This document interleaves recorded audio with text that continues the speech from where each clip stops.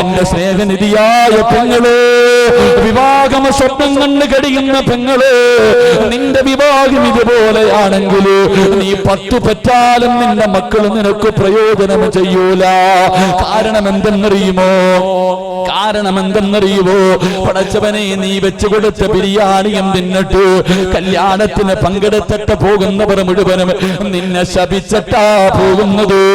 നിന്നെ കുറിച്ചൊരു നല്ല വാക്ക് പോലും പറയാറില്ലല്ലോ. എന്റെ പ്രിയമുള്ള ചെറുപ്പക്കാരാ, വിഭാഗത്തിന്റെ ഓഡിറ്റോറിയത്തിൽ നടക്കുന്ന ഏറ്റവും വലിയ പച്ച വ്യഭിചാരം എന്തെന്നറിയുമോ? അതിന് വാപ്പയും അനുവാദം കൊടുക്കും, ഉമ്മയും അനുവാദം കൊടുക്കും, കൂടപ്പിറപ്പും അനുവാദം കൊടുക്കും. എന്തിന് കെട്ടിയ ഭർത്താവ് പോലും വ്യഭിചരിക്കാൻ അവസരമുണ്ടാക്കി കൊടുക്കുന്ന ഒരു സമയമുണ്ട്. ഏതാ സമയമെന്നറിയുമോ? പടച്ചവര്, ഓഡിറ്റോറിയത്തിൽ താലി കെട്ടി കഴിഞ്ഞ പിന്നെ വല്ലാത്ത ഒരു കാഴ്ചയാ. പിന്നെ സെൽഫി എടുക്കാറുള്ള സമയമാ. അല്ലാഹുവേ, മഹ്റ് കൊടുത്ത് വിവാഹം കഴിച്ചവൻ പോലും തന്റെ പ്രിയപ്പെട്ട ഭാര്യയുടെ ശരീരത്തെ തൊട്ടിട്ടില്ല. അവനാണെങ്കിൽ കൂട്ടുകാരെന്ന് പറയുന്ന ഒരു വിഭാഗത്തെ വിളിക്കുകയാ. എന്നിട്ട് അല്ലാഹുവേ, കെട്ടിയ പെണ്ണിനെ പിടിച്ച് കണ്ടവന്മാരുടെ നടുക്ക് നിർത്തിയിട്ട് സെൽഫി എടുക്കാൻ നിർത്തിക്കൊടുക്കുന്ന ചെറുപ്പക്കാരാ, പറമോനെ, എന്റെ പ്രിയപ്പെട്ട പെങ്ങളുണ്ടല്ലോ, 18 കൊല്ലം അല്ലാഹുവിനെ പേടിച്ച് വ്യഭിചരിക്കാതെ നടന്ന പ്രിയപ്പെട്ട പൊന്നുപോൾ, കല്യാണത്തിന്റെ ദിവസം കണ്ടവന്റെ ശരീരത്തോട് ചേർന്ന് നിന്ന് ഫോട്ടോ എടുക്കാൻ അനുവദിക്കുന്ന പെണ്ണ്, നീ രക്ഷപ്പെടുവോ പൊന്നുമോള്? നിനക്ക് നല്ല മക്കള് പിറക്കുവോ പൊന്നുമോള്? എന്റെ പ്രിയമുള്ള ചെറുപ്പക്കാരാ, മണവാട്ടി എന്ന് പറഞ്ഞാൽ എങ്ങനെ ഇരിക്കണമെന്നറിയുവോ? എടാ, കെട്ടുന്ന പെണ്ണെങ്ങനെയായിരിക്കണമെന്നറിയുവോ? ഒരു മണവാട്ടിയെ ഞാൻ പറഞ്ഞു തരട്ടെ. അള്ളാന്റെ റസൂലിന്റെ പ്രിയപ്പെട്ട പൊന്നുമോൾ മഹ്ദി ഫാത്തിമ, സ്വർഗത്തിന്റെ റാണിയായ ഫാത്തിമ, പടച്ചവനെ, വിവാഹം കഴിഞ്ഞു. തന്റെ പ്രിയപ്പെട്ട ഭർത്താവ് അലിയാർ തങ്ങളുടെ കയ്യിൽ പിടിച്ചിട്ട് ഫാത്തിമ ബീബി റളിയല്ലാഹു തആല മണിയറക്കകത്തേക്ക് കടന്നു വരികയാ. അതാ തന്റെ മണിയറക്കകത്തേക്ക് കടന്നു കഴിയുമ്പോ അലിയാർ തങ്ങൾ വാതിലടക്കുകയാണ്. വീടിനകത്ത് കത്തിച്ചു വെച്ചിരിക്കുന്ന വിളക്കുണ്ടല്ലോ, അത് പെട്ടെന്നങ്ങ് അണയ്ക്കുകയാ. വീടിനകത്ത് മണിയറക്കകത്ത് വല്ലാത്ത ഇരുള് വരികയാണ്. അല്പം സമയം കഴിയുമ്പോ വസമിഅനാ സൗതൻ ഹനീനാ, ഒരു തേങ്ങിക്കരച്ചിൽ കേൾക്കുകയോ. മണിയറക്കകത്ത് വല്ലാത്ത ഒരു കരച്ചിൽ കേൾക്കുകയോ. അലിയാർ തങ്ങൾ ഓടിച്ചെന്ന് നോക്കുമ്പോ കരയുന്നത് ആരെന്നറിയുമോ? അലിയാർ തങ്ങൾ ഓടിച്ചെന്ന് നോക്കുമ്പോ കരയുന്നത് തന്റെ പ്രിയപ്പെട്ട ഭാര്യ ഫാത്തിമ. ഫാത്തിമ ബീബി റളിയല്ലാഹു തആല മണിയറക്കകത്തിരുന്നിങ്ങനെ കരയുകയാണ്. അലിയാർ തങ്ങൾ ചോദിച്ചു, ഫാത്തിമ, എന്തിനാ കരയുന്നത്? നിനക്കെന്നെ ഇഷ്ടമായില്ലേ ഫാത്തിമ? വീടിന്റെ കവാടത്തിൽ എത്രയോ കോടീശ്വരന്മാര് വന്ന് കാത്തു നിന്നല്ലോ, എനിക്ക് ഇഷ്ടപ്പെട്ടില്ലേ ഫാത്തിമ?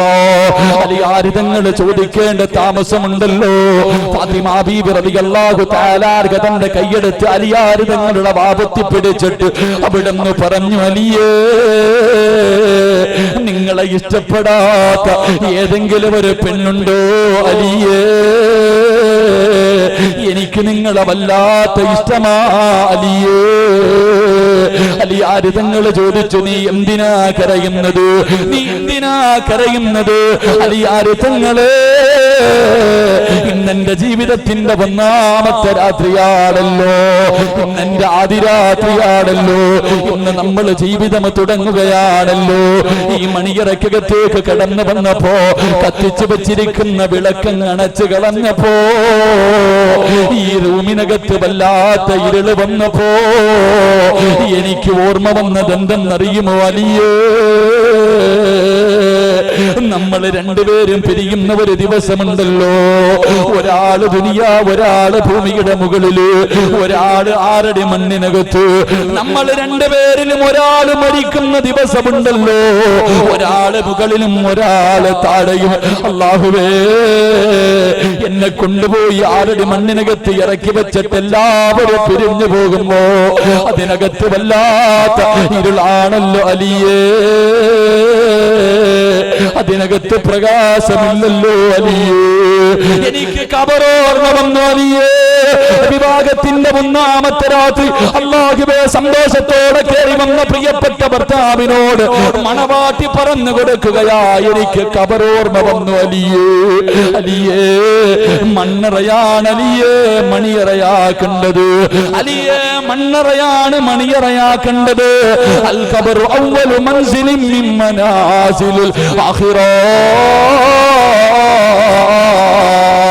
അലിയേ ഇതല്ല, അലിയേ ഇതല്ല, മണ്ണറയാണ് മണിയറയാക്കേണ്ടത്, മണ്ണറയാണ് മണിയറയാക്കേണ്ടത്. അല്ലാഹുവേ തന്റെ പ്രിയപ്പെട്ട ഭർത്താവിനോട് ഖബറിനെ കുറിച്ച്, ഖബറിന്റെ ഇരുളിനെ കുറിച്ച്, ഖബറിന്റെ കെട്ടിപ്പിടുത്തത്തെ കുറിച്ച്, ഖബറിന്റെ വിശാലതയെ കുറിച്ച് അല്ലാഹുവേ പാതിരാത്രി മണിയിലേക്ക് കയറി വന്ന തന്റെ പ്രിയപ്പെട്ട ഭർത്താവിനോട് പറഞ്ഞു കൊടുക്കുന്ന ഭാര്യ, എന്നിട്ട് കരഞ്ഞുകൊണ്ട് അലിയാരുങ്ങളുടെ കയ്യിൽ പിടിച്ചിട്ട് ആ മണവാട്ടി പറഞ്ഞു, അലിയേ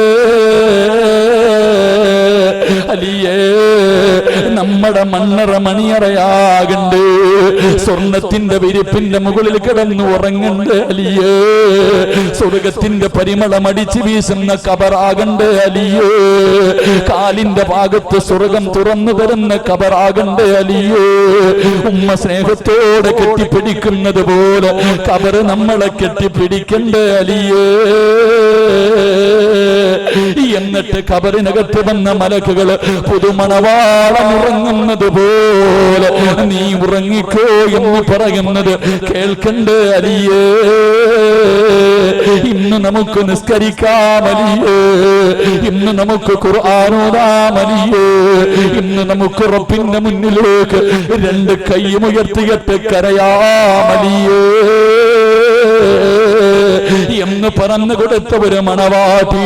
എന്റെ പ്രിയമുള്ള ചെറുപ്പക്കാരാ, മണിയറക്കകത്തേക്ക് കടന്നു ചെന്നപ്പോ നീ കെട്ടിയ നിന്റെ പ്രിയപ്പെട്ട ഭാര്യ അല്ലാഹുവേ ചോദിച്ചിട്ടുണ്ടോ, ഇക്കായിന്ന് നിസ്കരിച്ചിട്ടുണ്ടോ, ഇന്നേതെങ്കിലും ഒരു വഖത്ത് നിസ്കാരം കളയാക്കിയിട്ടാണോ മണിയറയിലേക്ക് കടന്നു വന്നത്? ഏതെങ്കിലും ഒരു പെണ്ണ് ചോദിക്കാറുണ്ടോ? എന്റെ പ്രിയമുള്ള ചെറുപ്പക്കാരാ, കൊതിക്കണമടാ പൊന്നൂര്. ആഡിറ്റോറിയത്തിൽ കണ്ടവന്റെ കൂടെ നിന്ന് ഫോട്ടോ എടുക്കുന്ന എന്റെ പ്രിയപ്പെട്ട മുസ്ലിം പെണ്ണ്, അല്ലാഹുവിന്റെ പ്രവാചകന്റെ പ്രിയപ്പെട്ട പൊന്നുമോളുടെ പുറകിൽ നിന്ന് സ്വർഗത്തിലേക്ക് കടന്നു പോകാൻ ആഗ്രഹിക്കുന്ന എന്റെ പ്രിയപ്പെട്ട പെങ്ങള്, മരിക്കുന്നതിന്റെ തലേ ദിവസമുണ്ടല്ലോ തന്റെ പ്രിയപ്പെട്ട ഭർത്താവിന്റെ മടിത്തട്ടിൽ കിടന്നിട്ട് ഫാത്തിമ ബീബി റളിയല്ലാഹു തആല കരഞ്ഞുകൊണ്ട് പറയുന്നു, അലിയാര് തങ്ങള്,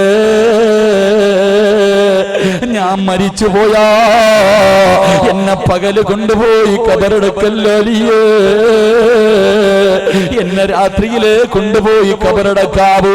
അല്ലാഹുവിന്റെ റസൂലിന്റെ പൊന്നുമോള് തന്റെ ഭർത്താവിനോട് പറയുകയാ, എന്നെ രാത്രിയില് ഖബറടക്കാവൂ, പകല് ഖബറടക്കല്ലോ അലിയേ.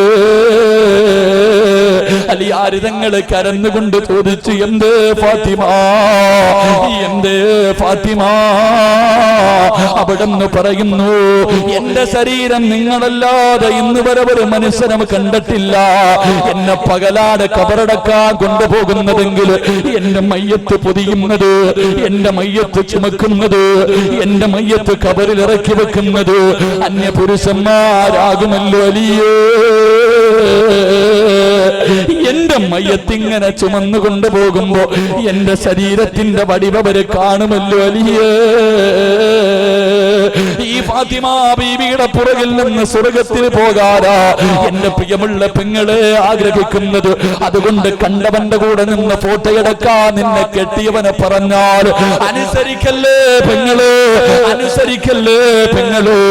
അതുകൊണ്ട് എന്റെ പ്രിയപ്പെട്ടവരോട്, പണക്കൊടുപ്പ് കാണിക്കുന്നവരോട്, അഹങ്കാരം കാണിക്കുന്നവരോട്, അല്ലാഹുവിന്റെ റസൂലിന്റെ പൊന്നുമോളുടെ മരണം എങ്ങനെയെന്നറിയുവോ?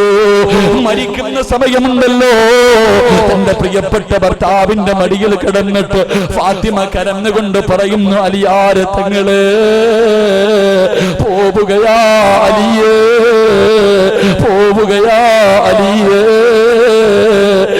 എനിക്കൊന്ന് പൊരുത്തം തരുമോ അരിയേ? എന്തെങ്കിലും ഞാൻ പറഞ്ഞു പോയിട്ടുണ്ടെങ്കിൽ എനിക്ക് പൊരുത്തപ്പെടണേ എന്ന് തന്റെ ഭർത്താവിന്റെ കയ്യിൽ പിടിച്ചിട്ട് കരഞ്ഞുകൊണ്ട് പറയുമ്പോ അലിയാര് തങ്ങളുടെ വാദ, അലിയാര് തങ്ങൾ തന്റെ പ്രിയപ്പെട്ട ഭാര്യയുടെ വാ പൊത്തി പിടിച്ചിട്ട് അങ്ങനെ പറയല്ലേ ഫാത്തിമ, എനിക്കത് താങ്ങാൻ കഴിയുന്നില്ല ഫാത്തിമ. ഇവരുടെ ജീവിതം എങ്ങനെയെന്നറിയുമോ? അവർക്ക് പണമില്ലായിരുന്നു, അവർക്ക് വാഹനങ്ങളില്ലായിരുന്നു, അവർക്ക് കൊട്ടാരം പോലെയുള്ള വീടില്ലായിരുന്നു, ഒരു നേരം പോലും വയറ് നിറച്ച് ഭക്ഷണം കഴിക്കാറില്ലാത്ത കുടുംബമായിരുന്നു. അവരുടെ ചരിത്രം വായിക്കണമോ? അല്ലാഹുവിന്റെ റസൂൽ ഒരു ദിവസം തന്റെ പൊന്നുമോളുടെ വീടിന്റെ മുന്നിലൂടെ നടന്നു പോകുമ്പോ ഫാത്തിമ ബീവിയുടെ വീടിനകത്ത് വല്ലാത്ത കരച്ചിൽ കേൾക്കുകയാണ്. ഹസൻ ഹുസൈൻ റളിയല്ലാഹു തആല അൻഹുമാ രണ്ടുപേരും വീടിനകത്ത് കിടന്ന് കരയുകയാ. അല്ലാഹുവിന്റെ റസൂൽ വിളിച്ചു പറഞ്ഞു, ഫാത്തിമ മക്കള് കരയുന്നു മോളെ, പാല് കൊടുക്ക് ഫാത്തിമ. അല്ലാഹുവിന്റെ റസൂൽ പള്ളിയിലേക്ക് കടന്നു ചെന്നു. നമസ്കരിക്കുന്ന സമയത്ത് മുഴുവനും കുഞ്ഞുങ്ങളുടെ കരച്ചിലാണ്. നിസ്കാരം കഴിഞ്ഞിട്ട് റസൂലുള്ള വിളിച്ചു പറഞ്ഞു, പാല് കൊടുക്ക് മോളെ. രണ്ടാമതും പറഞ്ഞു, മൂന്നാമതും പറഞ്ഞു. എന്നിട്ടും തന്റെ പൊന്നാര മക്കളുടെ കരച്ചിൽ കേട്ടിട്ട് റസൂലുള്ളാഹിന് വല്ലാത്ത ദേഷ്യം വന്നു. വീട്ടിലേക്ക് ഇറങ്ങി ഓടുകയാണ്. അല്ലാഹുവിന്റെ പ്രവാചകനുണ്ടല്ലോ, ഫാത്തിമ ബീബി റളിയല്ലാഹു തആല അൻഹയുടെ വീട്ടിലേക്ക് കടന്നു ചെന്നിട്ട് ഒരുപാട് വഴക്ക് പറയുകയാ. കരുണയില്ലേ ഫാത്തിമ, നിന്റെ ഹൃദയം കല്ലായി പോയോ? ഈ മക്കള് രണ്ടുപേരും വിശന്ന് കരയുമ്പോ നിനക്കൊന്ന് ഭക്ഷണം കൊടുക്കാനൊന്ന് പാല് കൊടുക്കാ നിനക്ക് മനസ്സില്ലാതെ പോയോ ഫാത്തിമ? അല്ലാഹുവിന്റെ റസൂൽ തന്റെ പൊന്നുമോളെ വഴക്ക് പറയുമ്പോ ഫാത്തിമയ്ക്ക് സഹിക്കാൻ കഴിയുന്നില്ല. കാരണം വഴക്ക് പറയുന്നത് വാപ്പയാ. ആ ഫാത്തിമ ബീവിയുടെ കണ്ണ് നിറഞ്ഞൊഴുകുകയാണ്. മുഖം പൊത്തി പിടിച്ചിട്ടിരുന്ന് കരയുകയാ. റസൂലുള്ളാഹിനെ സഹിച്ചില്ല. തന്റെ കരളിന്റെ കഷ്ടമാണല്ലോ. അല്ലാഹുവിന്റെ റസൂൽ ഫാത്തിമ ബീവിയുടെ തലയിൽ ഇങ്ങനെ കൈവച്ചിട്ട് ഫാത്തിമ, ഉപ്പാന്റെ പൊന്നുമോൾ എന്തിനാ കരയുന്നത്? എന്റെ കുഞ്ഞുങ്ങൾക്ക് പാല് കൊടുക്കാത്തത്? അല്ലാഹുവിന്റെ പ്രവാചകൻ ചോദിക്കുമ്പോ ഫാത്തിമ ബീവി റളിയല്ലാഹു തആല കരഞ്ഞുകൊണ്ട് പറയുന്ന, ഉപ്പാ ഭക്ഷണം കണ്ടിട്ട് എത്രയോ നാളുകളായി, ഭക്ഷണം കഴിച്ചിട്ട് എത്രയോ നാളുകളായി. എന്റെ ഭർത്താവും ഞങ്ങളും പടച്ചിറപ്പേ കാരക്കയും വെള്ളവും കുടിച്ചുകൊണ്ടാണ് കിടക്കുന്നത്. ഞങ്ങളെ നോമ്പാവാ. എന്റെ മക്കള് രണ്ടുപേരും വിശന്ന് കിടന്ന് കരഞ്ഞപ്പോ അവര് പാല് കൊടുക്കുന്നതിന് വേണ്ടി, അവർക്ക് പാല് കൊടുക്കുന്നതിന് വേണ്ടി എന്റെ മാറിടമെടുത്ത് എന്റെ മക്കളുടെ വായിലേക്ക് വെച്ചു കൊടുത്തപ്പോ അവര് പാല് ചുരത്തിയപ്പോ എന്റെ മാറിടത്തിലൂടെ എന്റെ പാല് പറ്റിയിട്ട് രക്തം വരുന്നു. വാപ്പാ, അല്ലാഹുവിന്റെ റസൂലിന്റെ കണ്ണങ്ങ് നിറഞ്ഞു പോവുകയാ. കാരണം പട്ടിണി കിടന്നിട്ട് തന്റെ പൊന്നുമോളുടെ മാറിടത്തിലൂടെ രക്തം ഇങ്ങനെ ഒലിച്ചു കൊണ്ടിരിക്കുകയാണ്. ഏത് വാപ്പയ്ക്കാ താങ്ങാ കഴിയാ? അല്ലാഹുവിന്റെ റസൂലിന്റെ കണ്ണങ്ങ് നിറഞ്ഞിട്ട് താടിരോമത്തിലൂടെ കണ്ണുനീരിങ്ങനെ ഒലിക്കുകയാ. എന്ത് ചെയ്യണമെന്നറിയില്ല. അല്ലാഹുവിന്റെ റസൂലും ഉണ്ടാതെ ഇറങ്ങുകയാണ്. വീടിന്റെ വെളിയിൽ ഇറങ്ങിയിട്ട് പഠിച്ചു കിടക്കുന്ന മലരാരണ്യത്തിലൂടെ ലോകത്തിന്റെ നേതാവ് നടക്കുകയാ. അവസാനം ഒരുപാട് നടന്നു. ഒരു യഹൂദിയുടെ ഈന്തപ്പന തോട്ടത്തിലേക്ക് കടന്നു ചെല്ലുകയാണ്. അല്ലാഹുവിന്റെ റസൂൽ ചോദിക്കുകയാ, മനുഷ്യ എനിക്ക് എന്തെങ്കിലും ഒരു ജോലി തരുവോ? ആ മനുഷ്യനറിയില്ല ഇത് റസൂലുള്ളയാണെന്ന്. അല്ലാഹുവിന്റെ റസൂൽ ചോദിച്ചു, എനിക്ക് എന്തെങ്കിലും ഒരു ജോലി തരുവോ? ആ മനുഷ്യൻ പറഞ്ഞു, എന്റെ ഈ കാണുന്ന ഈന്തപ്പന നിറങ്ങളുണ്ടല്ലോ, വെള്ളം കോരിയിട്ട് നനച്ചാൽ ഒരു തൊട്ടി വെള്ളത്തിന് പകരം 3 കാരക്കന കൂലി തരാമെന്ന് പറയുമ്പോ ഈ ലോകത്തിന്റെ നേതാവ് തൊട്ടിയും കയറമെടുത്തുകൊണ്ട് കിണറ്റിന്റെ ചുവട്ടിലേക്ക് ചെന്നിട്ട് വെള്ളം കോരുകയാ. ഓരോ മരത്തിന്റെ ചുവട്ടിൽ കൊണ്ടുവന്നൊഴിക്കുകയാണ്. 3 തൊട്ടി വെള്ളം കോരി 4ാമത് വെള്ളം കോരുന്നതിന് വേണ്ടി തൊട്ടിയെടുത്ത് കിണറ്റിലേക്ക് ഇടുമ്പോ സുബ്ഹാനല്ലാഹ് അള്ളാന്റെ റസൂലിന്റെ കയ്യിൽ നിന്ന് തൊട്ടിക്കിണറ്റിലേക്ക് വീണു പോവുകയാണ്. യഹൂദിക്ക് വല്ലാത്ത ദേഷ്യം തോന്നി. അള്ളാന്റെ റസൂലിനെ തല്ലുകയാ, ലോകത്തിന്റെ നേതാവിന്റെ മുഖത്തടിക്കുകയാ. പ്രവാചകനൊന്നും മിണ്ടിയില്ല. കാരണം ഫാത്തിമയുടെ മുഖമാണ് ഓർമ്മ വരുന്നത്, ഹസൻ ഹുസൈൻ തങ്ങളെയാണ് ഓർമ്മ വരുന്നത്. അവസാനം കിണറ്റിനകത്ത് വീണ് പോയ തൊട്ടിയെടുത്ത് അള്ളാന്റെ റസൂൽ യഹൂദിയുടെ കയ്യിൽ കൊടുത്തു. എന്നിട്ട് ചോദിച്ച്, എന്റെ കൂലിയൊന്ന് തരുമോ? 3 തൊട്ടി വെള്ളം ഞാൻ കോരിയല്ലോ. യഹൂദി 9 കാരക്കയെടുത്ത് അള്ളാന്റെ റസൂലിന്റെ കയ്യിൽ വെച്ച് കൊടുത്തു. റസൂലുള്ള ചിരിച്ചുകൊണ്ട് ഓടുകയാ. തന്നെ തല്ലിയവന്റെ മുഖത്ത് നോക്കിയിട്ട് അള്ളാന്റെ റസൂല് ചിരിക്കുകയാണ്. എന്നിട്ട് തന്റെ വീട്ടിലേക്ക് ഓടുകയാണ്. ഫാത്തിമ ബീവിയുടെ വീട്ടിലേക്ക് ഓടിച്ചെന്ന് തളർന്നു കിടക്കുന്ന 2 പിഞ്ചു കുഞ്ഞുങ്ങളെ എടുത്ത് മടിയിൽ വെച്ചിട്ട് അള്ളാന്റെ റസൂൽ ഇങ്ങനെ കാരക്ക പൊളിച്ചു കൊടുക്കുകയാ. ആർത്തിയോടെ ഹസനും ഹുസൈനും കഴിക്കുകയാ. എന്റെ പ്രിയമുള്ളവരെ, ബിരിയാണിയല്ല തിന്നുന്നത്, വയറ് നിറച്ച് ഭക്ഷണമല്ല കഴിക്കുന്നത്. ഒരു കാരക്കയുടെ വലിപ്പം എനിക്കും നിങ്ങൾക്കും അറിയാമല്ലോ. അള്ളാന്റെ റസൂല് വെച്ച് കൊടുക്കുന്നു. ഹസൻ ഹുസൈൻ തങ്ങളെ തിന്നുകയാണ്. അവരുടെ വയറിന്റെ ഉള്ളിലേക്ക് അല്പം ഭക്ഷണം ചെന്നു കഴിഞ്ഞപ്പോ അവര് 2 പേരും ഒന്ന് പുഞ്ചിരിക്കുകയാ. അള്ളാന്റെ റസൂലിന് സമാധാനമായി ബാക്കി വന്ന കാരക്കയെടുത്ത് പൊന്നാര മകളുടെ കയ്യിൽ വെച്ച് കൊടുത്തിട്ട് ആ വാപ്പ പറഞ്ഞ മറുപടി എന്തെന്നറിയുവോ ചെറുപ്പക്കാരാ? അള്ളാന്റെ റസൂല് തന്റെ പൊന്നുമോളോട് അവിടെന്ന് പറഞ്ഞു, മോളെ ഫാത്തിമ,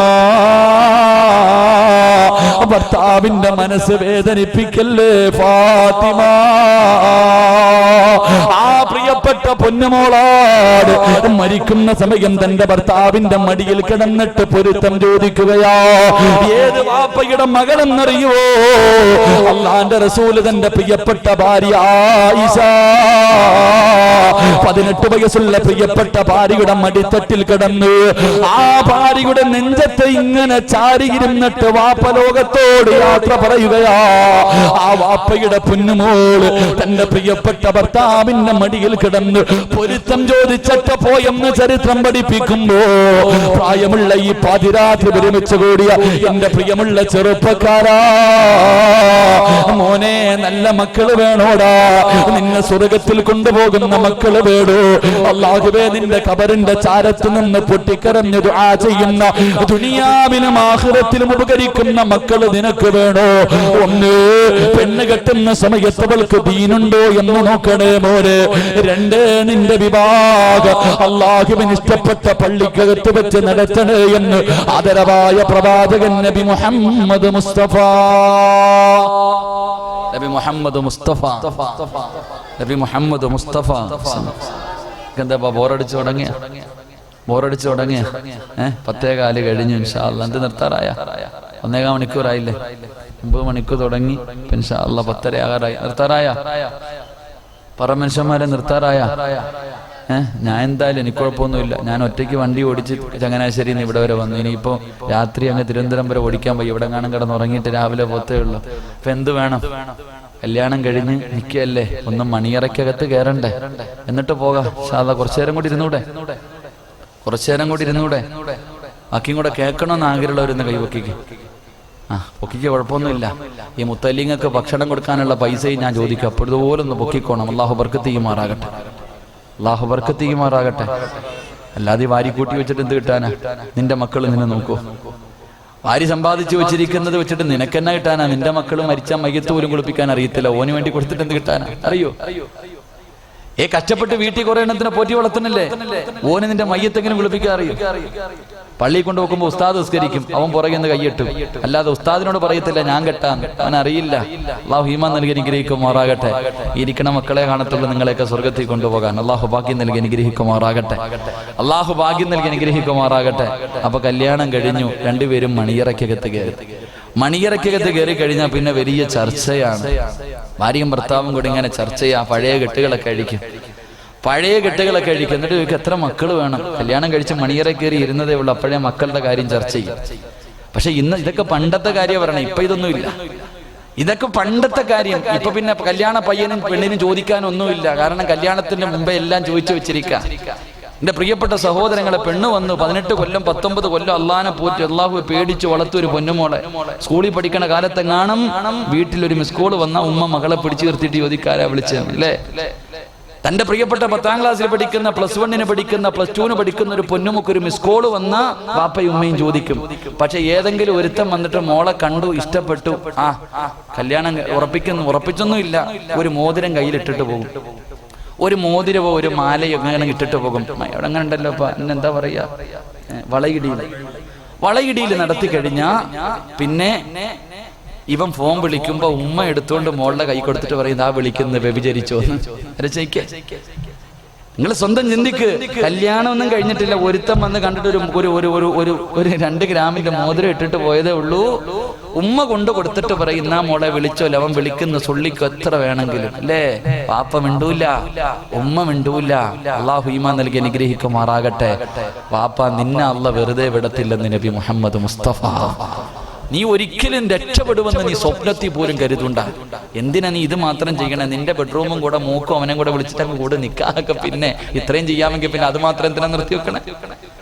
എന്റെ പ്രിയപ്പെട്ട ഉമ്മയോട് നിന്റെ ബെഡ്റൂമും കൂടെ മണിയറയും കൂടെ ഒരുക്കിയിട്ട് കയറ്റി രണ്ടിനെ വിട്. നിക്കാഹൊക്കെ പിന്നെ മക്കളായിട്ടായാലും നടത്തിയാൽ മതിയല്ലോ. ബാക്കിയൊക്കെ നിനക്ക് അനുവദനീയമല്ലേ? അള്ളാഹു നിന്നെയൊക്കെ വെറുതെ വിടത്തില്ലെന്ന് നബി മുഹമ്മദ് മുസ്തഫ സല്ലല്ലാഹു അലൈഹി വസല്ലം. അല്ലാഹുവിന്റെ റസൂല് പറഞ്ഞു, നാളെ പടച്ചവന്റെ പരലോകത്തിലെ ഏറ്റവും വൃത്തികെട്ടവന് 3 വിഭാഗമാണ്. അള്ളാഹു കരുണ കാണിക്കില്ല, മുഖത്ത് നോക്കില്ല, ഒരു ദയയുടെ നോട്ടം പോലും കിട്ടാത്ത 3 വിഭാഗമുണ്ടെന്ന് നബി മുഹമ്മദ് മുസ്തഫ. ഞാൻ പറയുമ്പോ ഇഷ്ടപ്പെടൂല, ഇഷ്ടപ്പെട്ടില്ലെങ്കിലും ഞാൻ പറയും നബി മുഹമ്മദ് മുസ്തഫ. നിങ്ങൾ എന്നെ കൂടിപ്പോയ തല്ലുമായിരിക്കില്ലേ? ഇവിടെ നിന്ന് ഇറങ്ങി പോകുമ്പോ എന്നെ തല്ലുമായിരിക്കും. മരിച്ച സ്വർഗം കിട്ടും. ഇത്തിരി നേരത്തെ പോയാൽ അത്രയും നല്ലത്. എന്തിനാ ഇങ്ങനെ ജീവിക്കണേ? ഉള്ള നേരത്തെ പോയ ഞങ്ങൾ ചായക്കതായിരിക്കണം. ഉസ്താദ് എത്ര കൊല്ലം കൊണ്ടിരിക്കണ്? ഉസ്താദ് എത്ര വയസ്സുണ്ട് ഉസ്താദ്? 60-70 കണ്ട 60 കഴിഞ്ഞു. എന്നെക്കാളും 30 വയസ്സ് കൂടുതലാണ്. ഞാനിപ്പം മരിച്ച 15 മുതൽ ഇങ്ങോട്ടുള്ളത് പറഞ്ഞാൽ മതി. ഉസ്താദ് എന്നെക്കാളും എത്ര കൊല്ലം കൂടുതൽ പറയേണ്ടി വരും? നിങ്ങൾ ചിന്തിക്ക്. എന്റെ മനുഷ്യന്മാരെ ഉള്ള നേരത്തെ പോയ അത്രയും നല്ലത്. ഷഹീദിന്റെ കൂലി കിട്ടും. അള്ളാഹു നല്ല മരണം നൽകി അനുഗ്രഹിക്കുമാറാകട്ടെ. അള്ളാഹു നല്ല മരണം നൽകി അനുഗ്രഹിക്കുമാറാകട്ടെ. ഒക്കെ പറഞ്ഞു അള്ളാഹു നല്ല മരണം നൽകി അനുഗ്രഹിക്കുമാറാകട്ടെ. മരിക്കുമ്പോഴും വെറുതെ പോകരുത്, അന്തസ്സോടെ പോകണം. ജീവിക്കുമ്പോൾ മാത്രമല്ല അന്തസ്സോടുകൂടി ജീവിക്കേണ്ടത്, മരിക്കുമ്പോഴും അന്തസ്സുള്ളവനെ പോലെ മരിക്കണം. അള്ളാഹു ഭാഗ്യം നൽകി അനുഗ്രഹിക്കുമാറാകട്ടെ. അന്തസ്സുള്ളവനെ പോലെ എന്ന് പറഞ്ഞാൽ എങ്ങനെ? ഈ സദസ്സിരിക്കണ ആർക്കെങ്കിലും ലാ ഇലാഹ ഇല്ലല്ലാഹ് പറയാൻ അറിയാത്ത ആരെങ്കിലും ഉണ്ടോ? എല്ലാവർക്കും അറിയില്ലേ? അറിയാം. പിന്നെന്തിനാ മരിക്കാൻ കിടക്കണ മനുഷ്യൻ്റെ ഒക്കെ പോയിട്ട് ലാ ഇലാഹ ഇല്ലല്ലാഹ് പറഞ്ഞു കൊടുക്കണത്? മരിക്കാൻ കിടക്കുന്ന ഒരു മനുഷ്യന്റെ അടുക്ക പോയിട്ട് ഇത് പറഞ്ഞു കൊടുക്കണം. ഓൻ അറിയാഞ്ഞിട്ടാ, ഓർമ്മപ്പെടുത്താ. എന്റെ ചങ്ങായിമാരെ, മരിക്കുമ്പോൾ ആരെങ്കിലും പറഞ്ഞു തരുന്ന ലാ ഇലാഹ ഇല്ലല്ലാഹ് കേട്ടിട്ടല്ല മരിക്കേണ്ടത്. ആരെങ്കിലും അടുത്ത് വന്ന് നിന്ന് പറഞ്ഞു തരുന്ന ലാ ഇലാഹ ഇല്ലല്ലാഹ് കേട്ട് പറഞ്ഞിട്ടല്ല മരിക്കേണ്ടത്. മരിക്കുമ്പോ എങ്ങനെ മരിക്കണമെന്നറിയോ? നിന്റെ റൂഹ് പിടിക്കാൻ വരുന്ന മലക്കിന്റെ നെറ്റിയിൽ ഷഹാദത്ത് കലിമ എഴുതി വെച്ചിട്ടുണ്ട്. അത് വായിച്ചിട്ട് മരിക്കണം. അള്ളാഹു ഭാഗ്യം തരുമാറാകട്ടെ. അള്ളാഹു ഭാഗ്യം തരുമാറാകട്ടെ. അതാ മരണം. അസ്റായിലിന്റെ നെറ്റിത്തടത്തിൽ എഴുതി വെച്ചിരിക്കുന്ന ഷഹാദത്ത് കലിമ അങ്ങോട്ട് വായിക്കണം, എന്നിട്ട് പോകണം. അള്ളാഹു നല്ല മരണം നൽകി അനുഗ്രഹിക്കുമാറാകട്ടെ. ആഗ്രഹണ്ട അത് വായിച്ചിട്ട് പോകാൻ ആഗ്രഹണ്ട? കൈവക്കിക്കേ. എന്താ പവർ! 3 കാര്യം ജീവിതത്തിൽ ചെയ്യും, നിനക്ക് അല്ലാഹു ആ ഭാഗ്യം തരുമെന്ന് അഷ്റഫുൽ ഖൽഖ് നബി മുഹമ്മദ് മുസ്തഫ. 3 കാര്യം ജീവിതത്തിൽ ചെയ്യണം. അല്ലാഹു ഭാഗ്യം നൽകി അനുഗ്രഹിക്കുമാർ. സമയമുണ്ടേ പറയാം, എന്റെ വിഷയമല്ല. സമയമുണ്ടെങ്കിൽ ഞാൻ പറയാം. അപ്പൊ അതുകൊണ്ട് എന്റെ പ്രിയപ്പെട്ടവരെ, 3 വിഭാഗത്തോട് അല്ലാഹു കരുണ കാണിക്കില്ല. അതിൽപ്പെട്ട ഒരു വിഭാഗം തന്റെ ഭാര്യയും മക്കളും തെറ്റ് ചെയ്യുന്നത് കണ്ടപ്പോ ആ തെറ്റിനെ നിസാരമായി കാണുന്ന വാപ്പ, നിന്നെ അല്ലാഹു വെറുതെ വിടത്തില്ലെന്ന് നബി മുഹമ്മദ് മുസ്തഫ. അതുകൊണ്ട് മോളെ, വിക്കാഹ് കഴിഞ്ഞിട്ടുള്ള വിളിയൊക്കെ മതി. നിന്റെ വാപ്പ എത്ര വിളിക്കാൻ തന്നിട്ടുണ്ട്? നിന്റെ വാപ്പ നിനക്ക് എത്ര വിളിക്കാൻ തന്നിട്ടുണ്ട്? കല്യാണത്തിന്റെ അന്നല്ലേ മനുഷ്യനെ കണ്ടത്. ആ നല്ല വാപ്പയുടെ മകളായ നീ എന്താ ഇങ്ങനെ ആയിപ്പോയി? അപ്പച്ചി, നീ നിന്റെ ഭാര്യ അടുത്ത് എത്ര വിളിച്ചിട്ടുണ്ട്? ഉമ്മാനെ മണിയറയിൽ വെച്ച് കണ്ട എത്രയോ ചെറുപ്പക്കാരുണ്ടല്ലേ? ഇത്രയും നല്ല ജീവിതം നിനക്ക് അല്ലാഹു തന്നിട്ട് നിനക്ക് മക്കളെ കിട്ടിയപ്പോ നീ തലതിരിഞ്ഞു പോയല്ലോ. അല്ലാഹു ഹിദായത്ത് നൽകി അനുഗ്രഹിക്കുമാറാകട്ടെ. അല്ലാഹു ഹിദായത്ത് നൽകി അനുഗ്രഹിക്കുമാറാകട്ടെ. അതുകൊണ്ട് സ്വാലിഹായ മക്കളെ കിട്ടണമെങ്കിൽ 3 സ്വാലിഹായ മക്കളെ കിട്ടണമെങ്കിൽ മൂന്ന്. അല്ലാഹുവിന്റെ പ്രവാചകൻ സല്ലല്ലാഹു അലൈഹി വസല്ലമ തങ്ങൾ പറയുകയാ, എന്റെ പ്രിയമുള്ളവരെ, വെറുതെ കിട്ടില്ല. സ്വാലിഹായ സന്താനത്തിന് നിനക്ക് വെറുതെ കിട്ടില്ല. അതാ ഭാര്യയും ഭർത്താവും മണിയറക്കകത്ത് കയറിയിട്ട് പടച്ചവര് അവരുടെ പ്രതീക്ഷകളും സ്വപ്നങ്ങളുമെല്ലാം പൂവണിയാ സമയങ്ങളായി. ആ സമയത്ത് അവർ ചെയ്യേണ്ട മൂന്നാമത്തെ കാര്യം എന്തെന്നറിയുവോ? റബ്ബി ഹബിലി മിനസ്സാലിഹീൻ. അവർ അല്ലാഹുവിനോട് ദുആ ചെയ്യണം, പടച്ച റബ്ബിനോട് ദുആ ചെയ്യണമല്ലാ. ഞങ്ങൾ രണ്ടുപേരും ജീവിതത്തിന് തുടക്കം കുറിക്കുകയാ. പടച്ചവരെ, ദുനിയാവിലും ആഖിറത്തിലും ഉപകരിക്കുന്ന സന്താനങ്ങൾ ഞങ്ങൾക്ക് തരണേ എന്ന് ദുആ ചെയ്യണമെന്ന് റസൂലുള്ളാഹി തങ്ങളെ പഠിപ്പിക്കുമ്പോ, ദുആ ചെയ്തിട്ട് മക്കളെ വാങ്ങണം, ദുആ ചെയ്തിട്ട് മക്കളെ വാങ്ങണം. അങ്ങനെ ഒരു വാപ്പ ഒരു മകനെ വാങ്ങി. വാപ്പ ദുആ ചെയ്തിട്ട് തുടങ്ങിയിട്ടൊരു പൊന്നുപോലെ കിട്ടി. ഏത് പൊന്നുമോനെന്നറിയുവോ? ആ മകന്റെ ചരിത്രം വായിക്കുമ്പോ ഒരു മനുഷ്യനും കരയാതിരിക്കാൻ പറ്റൂല. ആ പൊന്നുമോന്റെ ചരിത്രം വായിക്കുമ്പോ ഏത് കഠിന ഹൃദയമുള്ളവന്റെയും കണ്ണും നിറയുമല്ലോ, അവന്റെ മനസ്സൊന്ന് പതറുമല്ലോ. ഏത് വാപ്പയാ ദുആ ചെയ്തത്? മറിയം ബീവി റളിയല്ലാഹു തആല അൻഹാ. 9 വയസ്സുള്ള മറിയം ബീവി പടച്ചവന്റെ പള്ളിയുടെ മിഹ്റാബിനകത്തിരുന്ന് പഴങ്ങൾ തിന്നുകൊണ്ടിരിക്കുമ്പോ സക്കരിയാ നബി അലൈഹിസ്സലാം പള്ളിക്കകത്തേക്ക് കടന്നു ചെല്ലുമ്പോ ആ സമയത്തെങ്ങും കിട്ടാത്ത, ആ നാട്ടിലെങ്ങും കിട്ടാത്ത പഴങ്ങൾ തിന്നുകൊണ്ടിരിക്കുന്ന മറിയം ബീവി റളിയല്ലാഹു തആല അൻഹയോട് സക്കരിയാ നബി ചോദിച്ചു, ഖാലയാ മറിയം അന്നാ ലകി ഹാദാ? ഖാല ഹുവ മിൻ ഇൻദില്ലാഹ്. മോളെ മറിയമേ, ഈ പഴങ്ങൾ എവിടെ നിന്നാണ് മറിയമേ? ഇതൊന്നും ഈ നാട്ടിൽ കിട്ടില്ലല്ലോ, ഈ സമയത്ത് ഉണ്ടാകുന്ന പഴങ്ങളല്ലല്ലോ. എവിടെ നിന്നാണ് കിട്ടിയതെന്ന് ചോദിക്കുമ്പോ മറിയമെന്ന പൊന്നുമോൾ അവിടെ നിന്ന് പറഞ്ഞെനിക്കെന്ന പടച്ച റബ്ബെനിക്ക് തന്നതാ. സക്കരിയാ നബി അലൈഹിസ്സലാം അവിടെ നിന്നുകൊണ്ട് പടച്ച റബ്ബിന്റെ ദർബാറിലേക്ക് ഇരു കരങ്ങൾ ഉയർത്തിയിട്ട് അവിടെ നിന്നൊരു ദുആ ചെയ്തു ഖുർആൻ പറയുന്നുണ്ട്. സക്കരിയാ നബി അല്ലാഹുവോട് പറഞ്ഞു, അല്ലാഹ് സ്വാലിഹായ സന്താനത്തെ എനിക്ക് തരണേ അല്ലാ. എത്ര കൊല്ലമായി പടച്ചവര് എനിക്ക് ദുനിയാവിലും ആഖിറത്തിലും ഉപകരിക്കുന്ന ഒരു സന്താനത്തെ തരണേ എന്ന് ദുആ ചെയ്തപ്പോ അല്ലാഹു കൊടുത്ത പെങ്ങള്, അല്ലാഹു കൊടുത്ത ചെറുപ്പക്കാരാ, അല്ലാഹു പടച്ചവനെ സക്കരിയാ നബിക്കൊരു പൊന്നുമോനെ കൊടുത്തു. വിവാഹം കഴിഞ്ഞ് 10 കൊല്ലമായി 20 കൊല്ലമായി മക്കളില്ലെന്ന് പറഞ്ഞ് കണ്ണുനീര് കുടിക്കുന്ന എന്റെ പ്രിയപ്പെട്ട പെങ്ങളോട്, എന്റെ പ്രിയപ്പെട്ട ചെറുപ്പക്കാരോട്, മോനെ പ്രതീക്ഷ കൈവിടണ്ടടാ, പ്രതീക്ഷ കൈവിടണ്ട ചെറുപ്പക്കാരാ.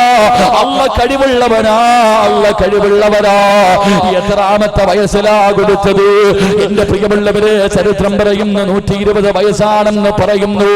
തന്റെ പ്രിയപ്പെട്ട ഭാര്യക്ക് 99 വയസ്സാ. അതാ ഭർത്താവ് ഭാര്യയുടെ അടുക്കൽ പോയിട്ട് പറഞ്ഞു, പെണ്ണ് നമുക്കൊരു പൊന്നുമോന് ജനിക്കാൻ പോവുകയാ. അവിടെ നിന്ന് ഭാര്യ ചോദിച്ചു, ഈ വയസ്സാകാലത്തോ? എന്റെ പ്രിയമുള്ളവര്, സക്കരിയാ നബി അലൈഹിസ്സലാം പടച്ച റബ്ബിനോട് ദുആ ചെയ്തിട്ട് അവിടെ നിന്നൊരു പൊന്നുമോനെ വാങ്ങി. ആ മകന്റെ പേരെന്തെന്നറിയുമോ? ആ മകന് പേരിട്ടത് അല്ല തന്നെയാ. ആ മകന് പേരിട്ടത് പടച്ച റബ്ബ് തന്നെയാണ്, യഹ്യാ നബി അലൈഹിസ്സലാം. അള്ളയാണ് യഹ്യാ എന്ന് പേരിട്ടത്. പടച്ച റബ്ബേ, യഹ്യാ എന്ന പൊന്നുമോൻ ചരിത്രം പറയുകയാ. 11ാമത്തെ വയസ്സിലെ വാപ്പ നോക്കിയപ്പോ തന്റെ പൊന്നാര മകനെ കാണുന്നില്ല. കരഞ്ഞു വയസ്സാകാലത്ത് പടച്ച റബ്ബ് കൊടുത്ത സമ്മാനമാ. രാവിലെ മുതൽ വൈകുന്നേരം വരെ തിരഞ്ഞു നടന്നു.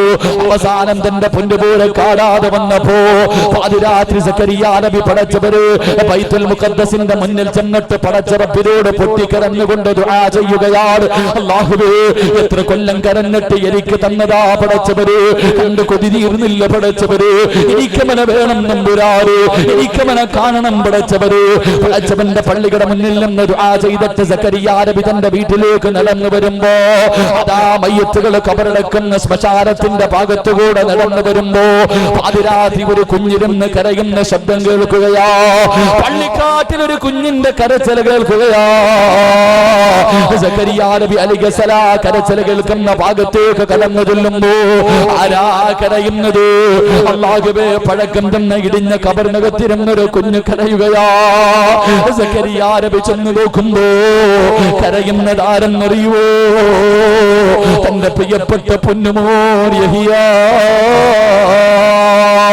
11 വയസ്സുള്ള പൊന്നുമോര് കബറിനകത്തിരുന്ന് പൊട്ടിക്കരയുകയാണ്. വാപ്പ ചോദിച്ചു, മോര് എന്തിനാ മോര്, എന്റെ പൊന്നുമോൻ എന്തിനാ ഇതിനകത്ത് വന്നിരുന്ന് കരയുന്നത്? ആ സമയത്ത് വാപ്പയുടെ ഹൃദയത്തിനകത്ത് തറയ്ക്കുന്ന ഒരു മറുപടിയാണ്.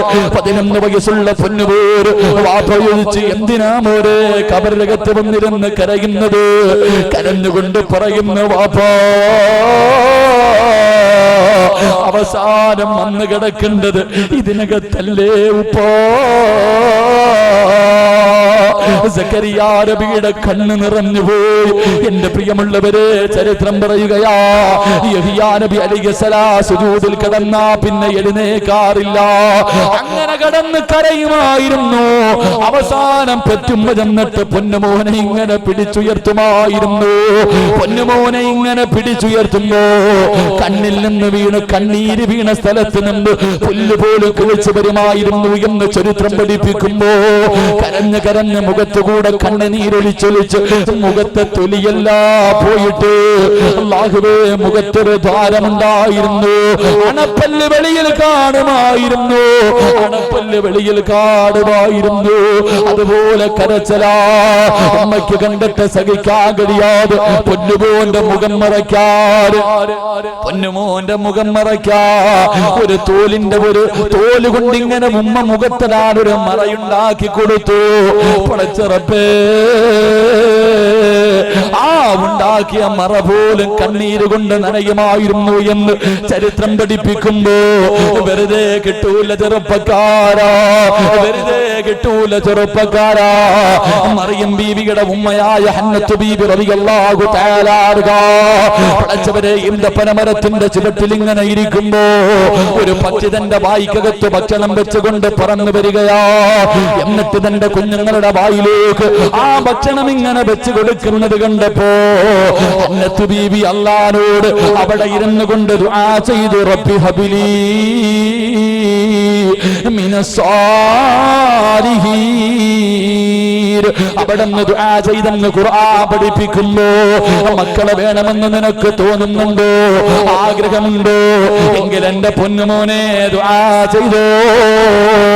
റബ്ബനാ ഹബിലനാ മിൻ അസ്വാജിനാ വദുരിയാതിനാ ഖുർറത അയ്യുനിനെ പടച്ചവരോട് ദുആ ചെയ്തു. ഈ ദുആ ചെയ്യുന്ന ഭർത്താവിനും ഭാര്യയ്ക്കും നാളെ സ്വർഗ്ഗത്തിൽ ഒരു കൊട്ടാരമുണ്ടെന്ന് പ്രവാചകൻ പഠിപ്പിക്കുമ്പോ എന്റെ പ്രിയമുള്ളവര്, സ്വാലിഹായ സന്താനം ലഭിക്കണമെങ്കിൽ മൂന്നാമത്തെ കണ്ടീഷൻ നീ ദുആ ചെയ്യണേ എന്ന് നബി മുഹമ്മദ് മുസ്തഫ സല്ലല്ലാഹു അലൈഹി വസല്ലം. അല്ലാഹു നമുക്ക് ഈമാൻ നൽകി അനുഗ്രഹിക്കുമാറാകട്ടെ. അല്ലാഹു ഈമാൻ നൽകി അനുഗ്രഹിക്കുമാറാകട്ടെ. അപ്പൊ ഭാര്യയും ഭർത്താവും ദുആ ചെയ്തു. ഇനി പെട്ടെന്ന് കടക്കാം വിഷയത്തിലേക്ക്.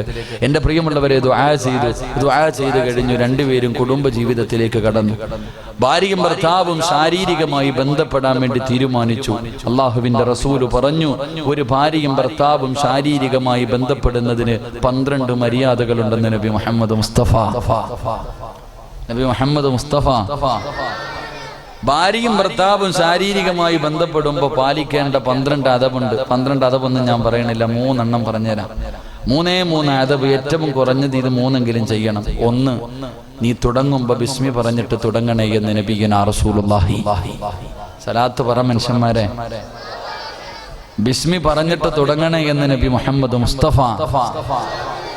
ബിസ്മി പറഞ്ഞില്ലെങ്കിലുള്ള ഭവിഷ്യത്ത് എന്താ? ചില മക്കള് വൃത്തികേടുകൾ കാണിക്കുമ്പോ ചോദിക്കും, ഇവൻ എന്താടാ ശൈത്താന്റെ സ്വഭാവമാണോ? അനുവദിക്കണേ. ആ ചോദ്യം വെറുതെ അല്ല, ആ ചോദ്യത്തിന് അർത്ഥമുണ്ട്. മക്കള് കുരുത്തക്കേട് കാണിക്കുമ്പോ ചോദിക്കും, ഇവരെന്താടാ ശൈത്താന്റെ സ്വഭാവമാണോ ഇവക്കെന്ന്? ആ ചോദ്യത്തിന്റെ മഹത്വം എന്തെന്നറിയോ? അല്ലാഹുവിന്റെ റസൂല് പറഞ്ഞു, ബിസ്മി പറയാതെ ഒരു മനുഷ്യൻ ഭക്ഷണം കഴിച്ചാൽ ശൈത്താനും മക്കളും കൂടെ കയറിയിരുന്ന് ഭക്ഷണം തിന്നുമെന്ന് നബി മുഹമ്മദ് മുസ്തഫ. ഒരു മനുഷ്യൻ ഭക്ഷണം കഴിക്കുന്ന സമയത്ത് ബിസ്മി പറഞ്ഞില്ലെങ്കിൽ ശൈത്താനും മക്കളും കൂടെ കൂരന്ന് തിന്നും, ഇല്ലേ? അപ്പോ ശാരീരികമായി ബന്ധപ്പെടുന്ന സമയത്ത് നീ ബിസ്മി പറയാതെ തുടങ്ങിയാൽ ശൈത്താനും നിന്റെ കൂടെ കൂടും. അല്ലാഹു കാക്കുമാറാകട്ടെ, അല്ലാഹു കാക്കുമാറാകട്ടെ. മക്കള് ശൈത്താന്റെ സ്വഭാവം കാണിക്കാനുള്ള കാരണം നീ ബിസ്മി പറഞ്ഞു തുടങ്ങിയില്ല, അതുകൊണ്ട് ഓനും കൂടെ കയറി. അതന്നെ. അപ്പൊ ഒന്നാമത്തെ അതപത, ഞാൻ ആരെയും ടെൻഷൻ എടുപ്പിക്കാൻ പറഞ്ഞല്ല. രണ്ടാമത്തെ കാര്യം ഒരു ദുആ ഉണ്ട് ബന്ധപ്പെടുന്ന സമയത്ത്, അത് പിന്നെ എല്ലാവർക്കും അറിയാം, ഞാൻ പറയേണ്ട കാര്യമൊന്നുമില്ല. മൂന്നാമത്തെ കാര്യം, നിങ്ങളുടെ ഔറത്തുകൾ പരസ്പരം കാണാൻ പാടില്ല. അള്ളാഹു ഈമാൻ നൽകി അനുഗ്രഹിക്കുമാറാകട്ടെ. ഇത് പറയുമ്പോൾ ചിലപ്പോൾ നിങ്ങൾ ചോദിക്കും, പിന്നെ ഞാൻ കെട്ടിയത് എനിക്കല്ലാതെ പിന്നെ ആർക്ക് കാണാനുള്ളതല്ലേ? എന്റെ പ്രിയമുള്ളവരെ, കാണാൻ പാടില്ല. സൂറത്തുൽ ആറാഫിന്റെ 38, 36 ആയത്തുകൾ എടുത്ത് നോക്ക്. പരസ്പരം ഔറത്ത് കാണാൻ പാടില്ല. അല്ലാഹു ഈമാൻ നൽകി അനുഗ്രഹിക്കുമാറാകട്ടെ. അങ്ങനെ ശാരീരികമായി ബന്ധപ്പെട്ട് കഴിഞ്ഞു 1.5 മാസമായി. പിന്നെ കല്യാണം കഴിഞ്ഞ ഒരു ആണിനോടും പെണ്ണിനോടും നാട്ടുകാർ മുഴുവനും ചോദിക്കുന്ന ഒരു ചോദ്യമുണ്ട്. എന്താ ചോദിക്കാറ്? എന്താ മനുഷ്യന്മാരെ ചോദിക്കാറ്? കല്യാണം കഴിഞ്ഞ ഒരു പെണ്ണിനോടും പയ്യനോടും എല്ലാരും ചോദിക്കണ ഒരു ചോദ്യമുണ്ട്. എന്താ? ഓ അടച്ചവനെ, ഒന്നും അറിയാത്ത മലക്കുകൾ, കഷ്ടമോ ഇല്ല. നിങ്ങളോടങ്ങ് ആരും ഒന്നും ചോദിച്ചിട്ടില്ല, എന്നോട് ചോദിച്ചിട്ടുണ്ട്. എന്തറിയോ? വിശേഷമായില്ല. വിവാഹം കഴിഞ്ഞ ഏതൊരു ആണിനോടും പെണ്ണിനോടും 1.5 മാസം 2 മാസം കഴിയുമ്പോൾ എല്ലാവരും ചോദിക്കും, വിശേഷമായില്ല. എന്റെ പ്രിയമുള്ള സഹോദരങ്ങളെ, തന്റെ പ്രിയപ്പെട്ട ഭാര്യ ഗർഭിണിയാണെന്നറിയുന്ന സമയം ഒരു ഭർത്താവ് എന്താണ് ചെയ്യേണ്ടതെന്ന് നബി മുഹമ്മദ് മുസ്തഫ. തന്റെ ഭാര്യ ഗർഭിണിയാണെന്നറിയുന്ന സമയത്ത് ഒരു ഭർത്താവ് എന്തേ ചെയ്യേണ്ടത്? ഇന്നത്തെ ചെറുപ്പക്കാരാണെങ്കിൽ എന്ത് ചെയ്യും? ഇന്ന് കല്യാണമെല്ലാം കഴിഞ്ഞ് 1.5 മാസമായി.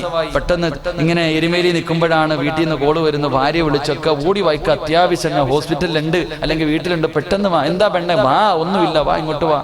പെട്ടെന്ന് ഫോൺ. ഇവൻ പറന്നു പോവാ, ബൈക്ക് കൊടുത്തിട്ട് പാഞ്ഞങ്ങോട്ട് വീട്ടിലേക്ക് ചെല്ലുമ്പോൾ സാധനം അവിടെ ഇങ്ങനെ ചിരിച്ചുകൊണ്ടിരിക്കണം. അപ്പൊ അവന് മനസ്സിലായി ഇവക്കൊന്നും പറ്റിയിട്ടില്ല, പഠിച്ചവന് പിന്നെ ആരാ ഇങ്ങനെ ഇരിക്ക.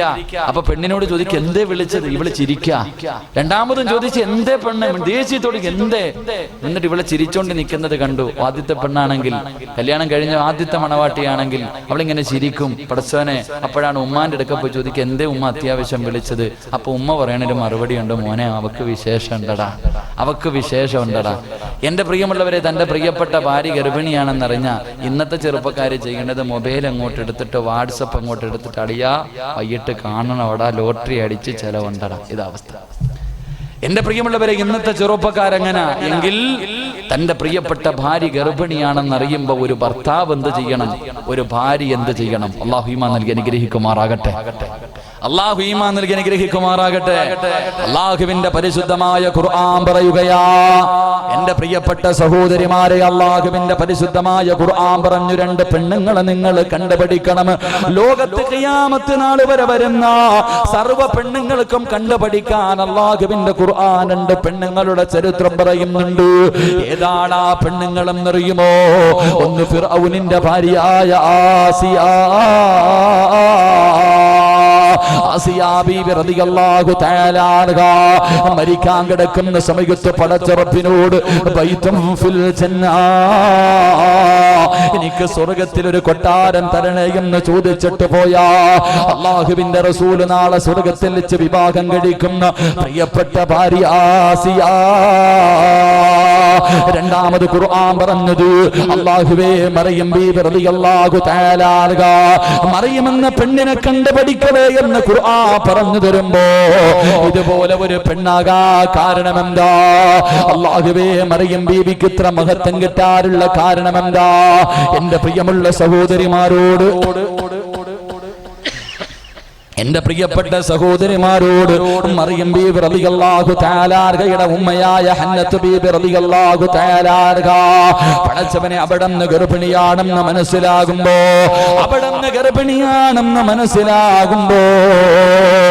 ഹന്നത്ത് ബീബി അല്ലാഹുവോട് പറഞ്ഞത് എന്തെന്നറിയോ?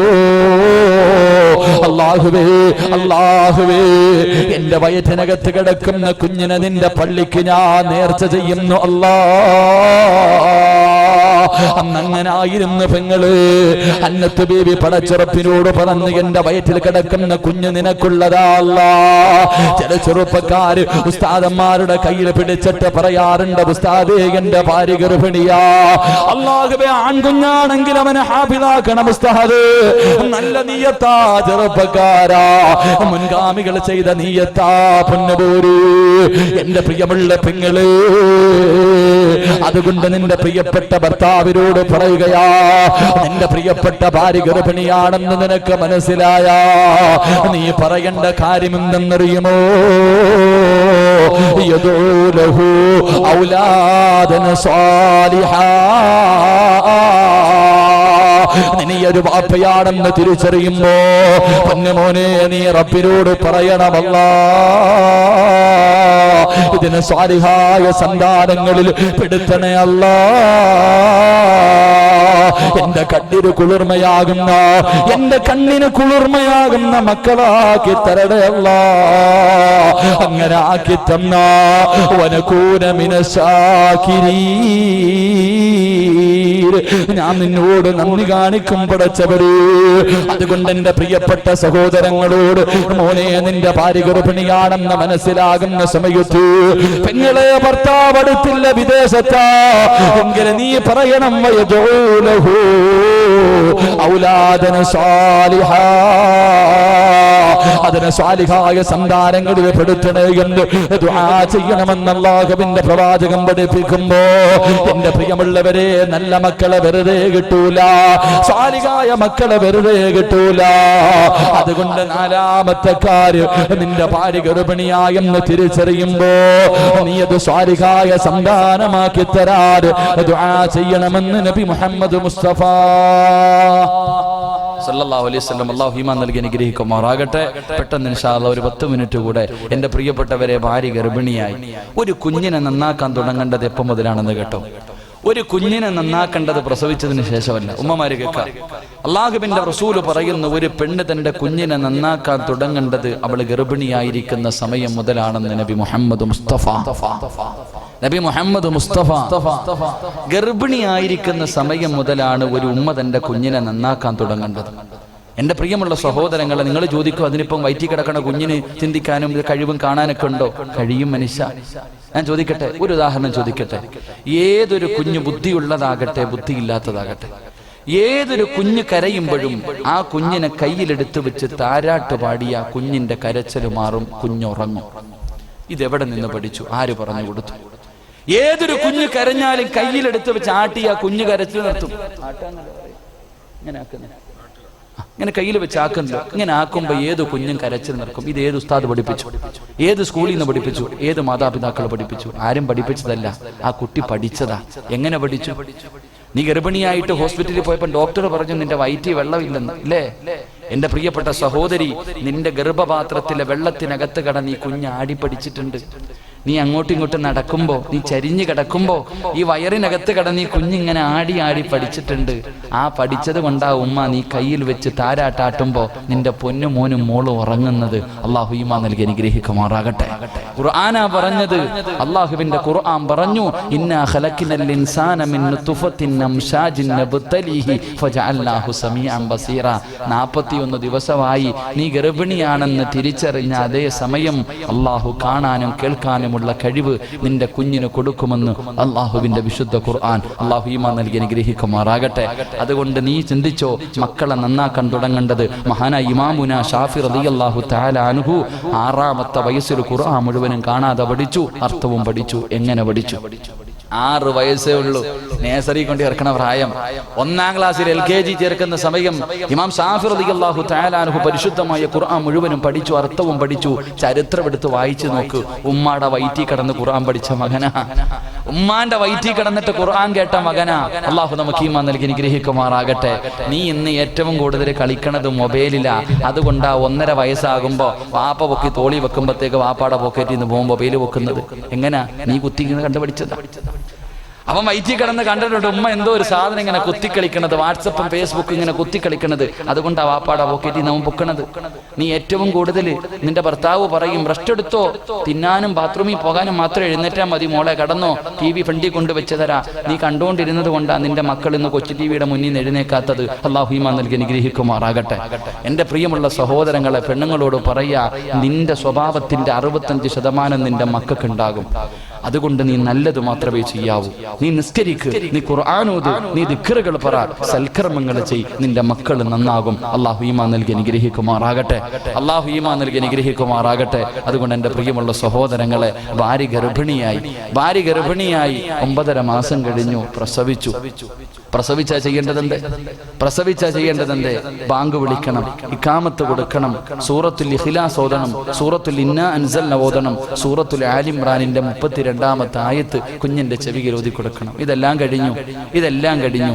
എൻ്റെ പ്രിയമുള്ള സഹോദരങ്ങളെ, മക്കൾക്ക് തൊട്ടുകൊടുക്കണം. ഇതും കൂടെ പറഞ്ഞിട്ട് ഞാൻ നിർത്താം.